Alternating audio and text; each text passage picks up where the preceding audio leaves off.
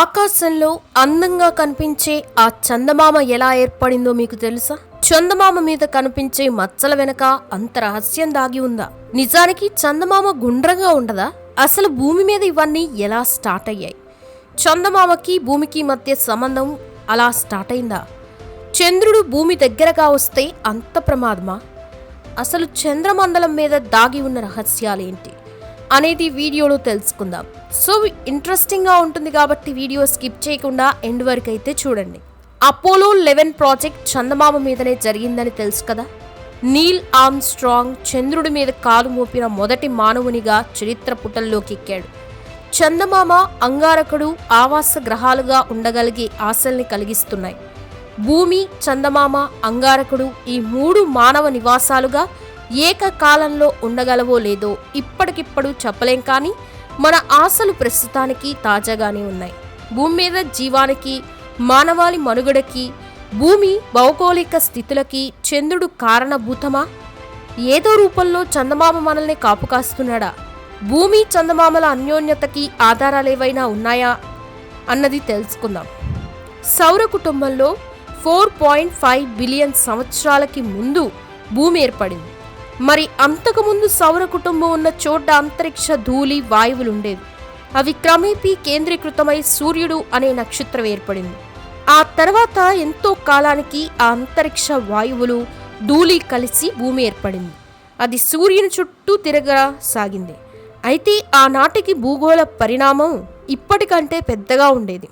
4.5 billion సంవత్సరాలకి పూర్వం అంగారక గ్రహం అంతటి ఖగోళ వస్తువు భూమిని ఢీకొంది. ఆ వస్తువుని శాస్త్రవేత్తలు దియా అని పిలుస్తున్నారు. ఆ దియా సెకనుకి 9.8 కిలోమీటర్ల వేగంతో భూమిని ఢీకొంది. ఆ తాకిడికి భూమి లావాలాగా ఉడికిపోయింది. భూమి మీద చాలా పదార్థం విడిపోయి అంతరిక్షంలోకి వెళ్ళిపోయింది. మరికొంత పదార్థం తునాతునకలై భూమి చుట్టూ తిరగసాగింది. అవన్నీ పరస్పరం కలిసి ఒకే పదార్థంగా ఏర్పడి ఖగోళాన్ని పొంది భూమి చుట్టూ ప్రదక్షిణ చేస్తూ ఓ కొత్త ప్రపంచాన్ని భూమికి తోడ్పాటుగా ఏర్పాటు చేసింది. ఆ తోడు పేరు చందమామ. భూమి నుంచి చంద్రుడికి ఉన్న దూరం 3,84,400 కిలోమీటర్లయితే ఈ దూరం చంద్రుడు ఏర్పడినప్పుడెంతో తెలుసా? 22,530 కిలోమీటర్లు మాత్రమే. అంత దగ్గరగా మన పైన తిరుగుతున్న చందమామ నెర్రలు విచ్చిన బగబగలాడే బంతిలాగా అనిపించేది. అవును, చంద్రుడు పుట్టినప్పుడు మండే ఖగోళంలా ఉండేవాడు. భూగోళం పరిస్థితి ఘనంగా ఏమీ లేదు. భూమి మీద పెద్ద పెద్ద లావా సముద్రాలు పొంగుతూ ఉండేవి. అంతరిక్షం నుంచి ఖగోళ వస్తువులు వర్షం కురిసేదే. మిలియన్ల సంవత్సరాలకి భూమి, చందమామ చల్లబడ్డాయి. నరకం లాంటి భూమి చల్లబడి గట్టి నేల ఏర్పడింది. చందమామ శుభ్రమై పల్లెంలాగా తయారైంది. మచ్చలేని చంద్రుడు అప్పుడు నిజంగానే ఉన్నాడన్న మాట. మరి అప్పటికీ ఇంకా సౌర కుటుంబం పూర్తి స్థాయిలో ఏర్పడలేదు. అంతరిక్షం నుంచి గ్రహశకలాల కుంభవృష్టి కురిసేది. ఇటు భూమి మీద, అటు చంద్రుడి మీద ఒక్కొక్క కిలోమీటర్ల పొడవున ఉండే వేలాది గ్రహశకలాలు మిలియన్ల సంవత్సరాల పాటు భూమి, చంద్రులని ఢీకొడుతూ వాటి మీద పడిపోతూ సొట్టలు పడ్డాయి. అలా చందమామ మీద గుంతలు పడి లోయలు ఏర్పడి భూమి నుంచి చూస్తే అవి మచ్చలుగా కనిపిస్తున్నాయి. ఆనాటి ఆస్ట్రాయిడ్లు మోసుకొచ్చిన ఖగోళ పదార్థాలు భూమి మీద సముద్రాలలోన పడి భూమికి జీవాన్ని మోసుకొచ్చి పెట్టాయి.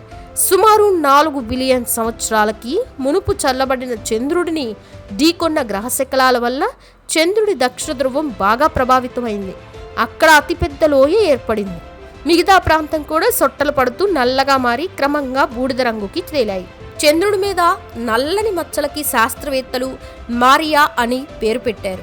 మళ్ళీ 3.8 నుంచి 1 బిలియన్ సంవత్సరాల మధ్య మునుపుటంత తీవ్రంగా కాకుండా తిరిగి గ్రహశకలాల వృష్టి కురిసింది. చిన్న చితక లోయలు ఎన్నో ఏర్పడ్డాయి.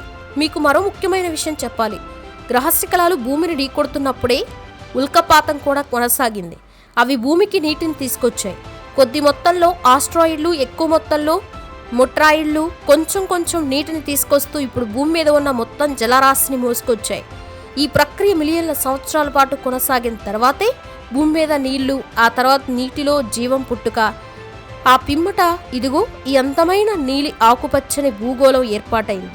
నీరు ఆవిరి కావడం, అది మబ్బులాగా మారి ఎక్కడెక్కడో వర్షంగా కురవడం అనేది ప్రక్రియ ఆవృతంగా జరుగుతూ భూమి జీవులకి నివాసయోగ్యంగా తయారైంది. భూమి చందమామల అన్యోన్యత కారణంగానే రెండిటి గురించి కలిపి చెప్పుకుంటున్నాం. భూమి చందమామల ఆవిర్భావం గురించి మీకు కొంత అవగాహన కలిగింది కదా. ఇప్పుడు చందమామ విశేషాలని తెలుసుకుందాం. గుండ్రంగా ఉన్నట్టు కనిపించే చందమామ వాస్తవానికి అండాకారంలో ఉన్నట్టు శాస్త్రవేత్తలు చెప్తున్నారు. మన భూమి కూడా పూర్తి గోళాకారంలో లేదని తెలిసే ఉంటుంది. కపిత్తాకార భూగోళం అనే మాట వినే ఉంటారు.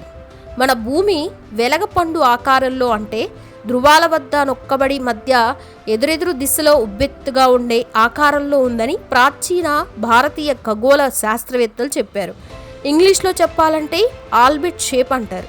అంటే బంతి పైన కొంత నొక్కి పట్టుకుంటే అది ఎలా ఉంటుందో అలా ఉంటుందన్నమాట. చంద్రుడు కూడా ఎప్పుడు ఒకేలా కనిపించడు. భూమికి అతి దూరంగా ఉన్నప్పుడు, అంటే ఆపోజిట్ పాయింట్లో ఉన్నప్పుడు చిన్నగాను, అతి దగ్గరగా ఉన్నప్పుడు, అంటే ప్రయోజివ్ పాయింట్లో ఉన్నప్పుడు పెద్దదిగాను కనిపిస్తాడు. చంద్రుడు భూమికి దూరంగా ఉన్నప్పుడు భూమి మీద వాతావరణం కాస్త ప్రశాంతంగా ఉంటుంది. సముద్రంలో చిన్న చిన్న అలలు మాత్రమే ఉంటాయి. అయితే చంద్రుడు భూమికి బాగా చేరువగా వచ్చినప్పుడు సముద్రంలో పెద్ద పెద్ద అలలు విరుచుకుపడతాయి. చంద్రుడు భూమికి 3,84,400 కిలోమీటర్ల దూరంలో ఉన్నాడు. చంద్రుడి మీదకి నడిచి వెళ్లే దారి ఉండి ఆగకుండా నడిస్తే భూమి నుంచి చంద్రుడిని చేరుకోవడానికి 9.5 సంవత్సరాల సమయం పడుతుందట. అలా కాకుండా విశ్రాంతి తీసుకుంటూ రోజుకి 14 గంటలే నడిచినట్లయితే 14 సంవత్సరాల్లో భూమి నుంచి చంద్రుడికి చేరుకుంటాం. అదే కారులో వెళ్తే 130 రోజులు, రాకెట్లో వెళ్తే 13 గంటల్లో చంద్రుడిని చేరుకోవచ్చు.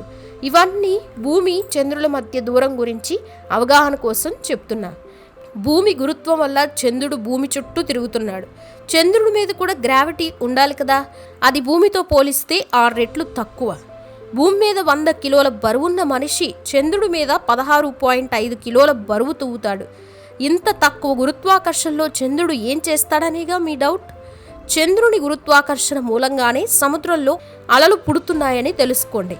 చంద్రుడు భూమికి చేరువయ్యే కొద్దీ అలలు ఉవ్వెత్తున విరుచుకోబడడానికి కారణం ఇప్పుడు అర్థమైంది కదా. ఇక్కడో సంగతి చెప్పుకోవాలి. చంద్రుని గురుత్వాకర్షణ భూమి మీద ప్రభావం చూపించదు, కానీ భూమి మీద ఉన్న సముద్రాల మీద మాత్రం చూపిస్తుంది. చంద్రుని గురుత్వాకర్షణ లేకపోతే సముద్రం నిశ్చలంగా గ్లాసులో నీళ్లున్నట్టు ఉంటుంది. అలలనేవి ఉండవు.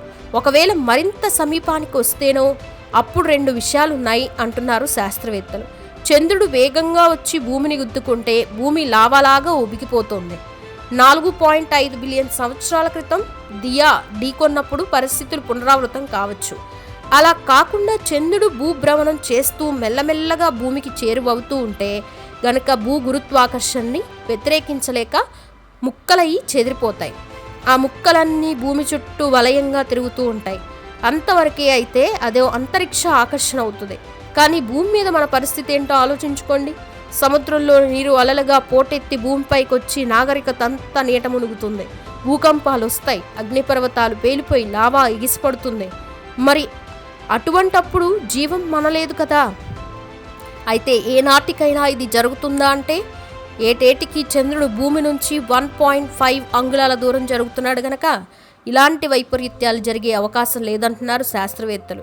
అసలు చంద్రుడు భూమికి దగ్గరగా ఉండేవాడు. బిలియన్ల కాల వ్యవధిలో దూరం జరిగాడు. చంద్రుడు భూమికి సమీపంగా వస్తే చంద్రుని గురుత్వాకర్షణ ప్రభావంతో భూకంపాలు ఏర్పడతాయని చెప్తున్నారు. అలాగే భూమి ఆకర్షణ వల్ల చంద్రుడిపై చంద్ర కంపనాలు ఏర్పడతాయి. భూమి చంద్రుల పరిణామాల గురించి మాట్లాడుకుంటే భూమి వెడల్పులో చంద్రుడు 4 వంతులుంటాడు. భూగోళాన్ని 50 చందమామలతో నింపేయచ్చు. సూర్యునితో పోలిస్తే మన చందమామ 400 రెట్లు చిన్నగా ఉంటుంది. మన చంద్రుడికి సూర్యుడికి మధ్య ఉన్న దూరం భూమికి చంద్రుడికి ఉన్న దూరం కంటే 400 రెట్లు ఎక్కువ. ఈ కారణంగానే భూమి నుంచి సూర్యచంద్రుల్ని చూస్తే ఒకే పరిణామంలో కనిపిస్తారు. తాత్కారణంగా సూర్యగ్రహణం నాడు చందమామ సూర్యుని ముందు నుంచి వెళ్తూ సూర్యుడిని పూర్తిగా కప్పేస్తుంది.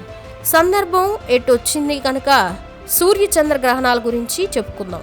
సూర్యునికి భూమికి మధ్య చంద్రుడు అడ్డంగా వచ్చినప్పుడు సూర్యగ్రహణం ఏర్పడుతుంది.